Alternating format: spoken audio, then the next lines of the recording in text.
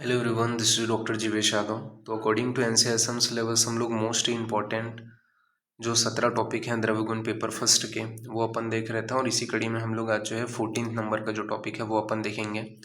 आज की क्लास में हम लोग जो 4-5 और एक्स्ट्रा इम्पॉर्टेंट आपके कर्म हैं उनको अपन देख लेते हैं, क्योंकि इनसे क्वेश्चन आना फिक्स ही है।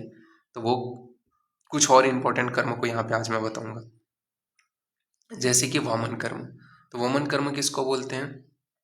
तो जो द्रव्य शरीर के ऊर्ध्व भाग में अपक्व, पित्त व श्लेष्म को बलपूर्वक बाहर निकालते हैं वो वामक द्रव्य कहलाता है। तो जो द्रव्य शरीर के ऊर्ध्व भाग से अपक्व, पित्त व श्लेष्म को बलपूर्वक बाहर निकालता है वो वामक द्रव्य कहलाता है। वामक जो द्रव्य होता है वो अग्नि वायु गुण से युक्त होने के कारण दोषों की गति ऊर्ध्व करके उसे दोष को बाहर निकाल देते हैं। इसके एग्जाम्पल है मदन फल, बिंबी, इच्छवाकु, ठीक है, और वचा। वामक जो द्रव्य होते हैं वो तिक्त रस प्रधान होते हैं, वह अरुचिकारक होते हैं। प्रयोग के विषय में बात करें तो प्रयोग में बताया गया कि अमाशय समुत्थ व्याधि में वमनोपग यानी कि मधु यष्टि, मधु सैंधव लवण का प्रयोग किया जाता है।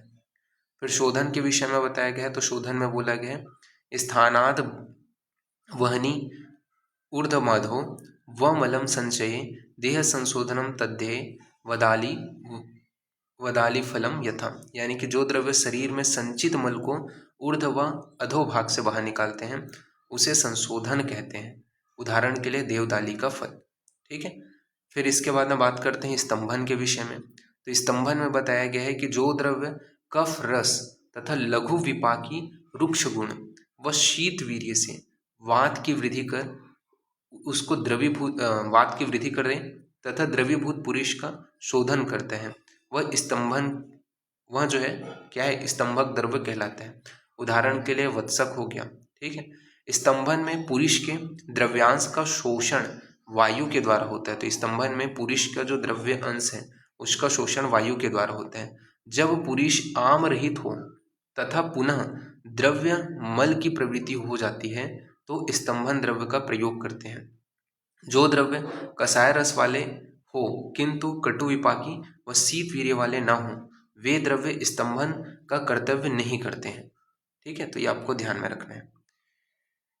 फिर रसायन के विषय में बताया गया है, तो रसायनम च तज्ञेय यज्ञा यज्जरा व्याधिनाशनम यथा अमृतम रुदंती च गुगुलश्च हरितकी, यानी कि जो द्रव्य प्रशस्त रस, रक्त आदि धातु की वृद्धि कर बल, ओज, मेधा, स्मृति, प्रभा, वर्ण, स्वर को उत्पन्न करते हैं, या जो द्रव्य जरा व्याधि का नाश कर पुरुष को दीर्घ जीवन प्रदान करते हैं वे रसायन द्रव्य कहलाते हैं।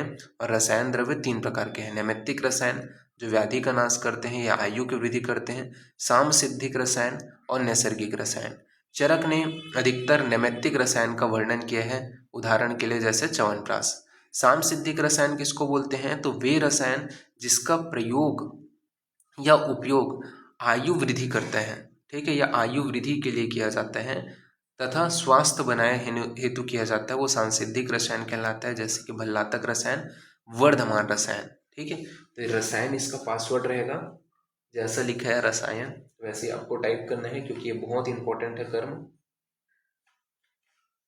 फिर नैसर्गिक रसायन के विषय में बात करते हैं, तो सामान्य आहार विहार जो उत्पत्ति से ही रसायन कर्म करते हैं, ठीक है। तो सामान्य आहार विहार जो उत्पत्ति से ही रसायन कर्म रखते हैं वह नैसर्गिक रसायन कहलाते हैं। यह जो है मृदु सूक्ष्म प्रायः शीत अल्प स्निग्ध गुण युक्त होते हैं। उदाहरण के लिए अंतरिक्ष का जल, सैंधव लवण, साली षष्ठी, हिरण का मांस, मूंग की दाल। इसके एग्जाम्पल हैं जैसे कि अमृता। अमृता जो होता है वो मधुर विपाकी तिक्त रस होने से, ठीक है, तो इसका इस वजह से यह रसायन गुण करता है। गुग्गुल जो है वो नवीन गुग्गुल जो होता है यह मधुर विपाकी व स्निग्ध गुण होता है, इस वजह से यह रसायन कर्म करता है। और पुराण गुग्गुल जो होता है वो कटु विपाक रुक्ष गुण वाला होता है, ठीक है, तो इस वजह से। तथा हरितकी जो है मधुर रस वो मधुर विपाकी होते हैं।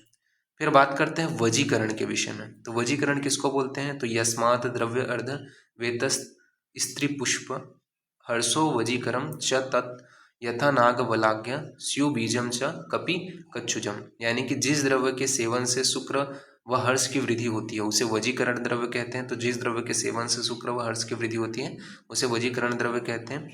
वृक्ष जो द्रव्य होते हैं वो धातुओं का वर्धन करते हैं और यह जो है आवश्यक है आवश्यक नहीं कि वृश्य द्रव्य वजीकारक द्रव्य होते हैं। उदाहरण के लिए हाथी का जो बल होता है, ठीक है, वो क्यों सॉरी नागबला को क्यों नागबला बोला जाता है? क्योंकि नागबला को सेवन करने के पश्चात इसमें हाथी के समान बल आ जाता है, ऐसा माना जाता है, ठीक है, मतलब शक्ति आ जाती है, ठीक है, वृश्य कर्म करने हेतु, इस वजह से इसे नागबला बोला जाता है। तो ये क्या है? वाजीकरण जो कर्म है उसके विषय में बताया गया है, ठीक है, तो ये आपको ध्यान में रखना है।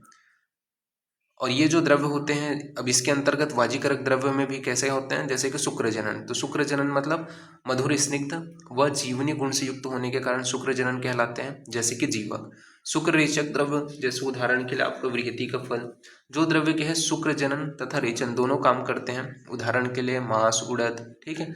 शुक्र फल किसको बोलते हैं? तो जाति फल को बोला जाता है। और शुक्र शोषक किसको बोलते हैं? तो हरितिकी को बोला जाता है। फिर लंघन कर्म को आपको याद रखना है, तो लंघन किसको बोलते हैं? इंपॉर्टेंट है, यद किंचित लघ्वकरम देहम लंघनम स्मृतम, यानी कि जो द्रव्य शरीर में लघुता उत्पन्न करे उसे लंघन द्रव्य कहते हैं। लंघन द्रव्य जो होते हैं वो वायु, अग्नि, महाभूत प्रधान होते हैं। लंघन द्रव्य जो होते हैं वो लघु, तीक्ष्ण, रुक्ष, खर, कठिन गुण से युक्त होते हैं। उदाहरण के लिए यव तथा लाजा इसके अंतर्गत आते हैं, ठीक है, तो ये आपको ध्यान में रखना है। तो इस प्रकार से ये जो है आपका फिनिश होते हैं। नेक्स्ट क्लास में अपन आगे देखेंगे। ओके, ठीक है, तो फिर थैंक यू क्लास।